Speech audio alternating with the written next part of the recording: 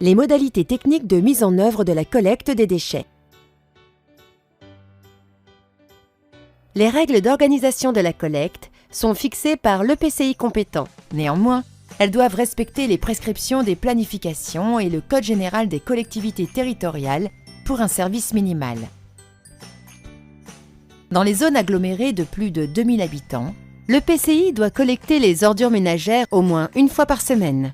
Dans les autres zones, la collecte des déchets ménagers se fait soit en porte-à-porte, soit grâce à des points d'apport volontaires. Enfin, en ce qui concerne les déchets volumineux des ménages, ils sont soit collectés en porte-à-porte à date fixe ou sur rendez-vous, c'est ce qu'on appelle la collecte des encombrants.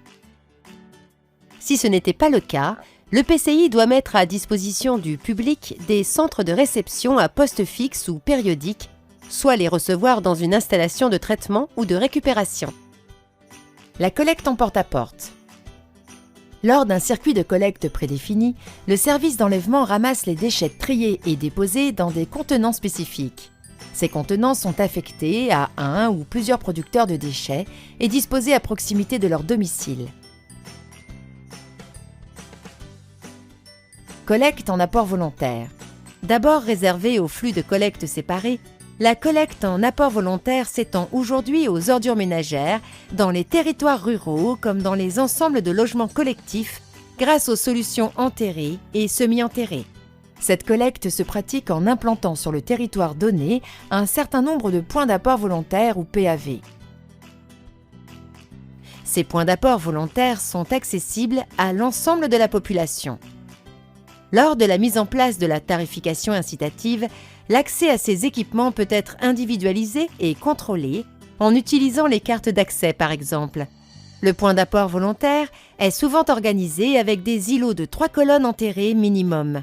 Une pour les ordures ménagères, une pour la collecte séparée et une pour le verre. Un matériel spécifique, camion muni d'une grue, est nécessaire pour effectuer la collecte des points d'apport volontaires. Le point de regroupement est aussi un mode de collecte que l'EPCI peut décider de favoriser, qui permet d'attribuer le contenant à un groupe d'usagers identifiables. Ces contenants sont en général des bacs d'un volume important.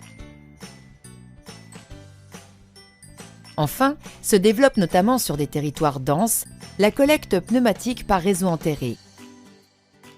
Actuellement, ce procédé ne concerne que les ordures ménagères résiduelles et les papiers et emballages.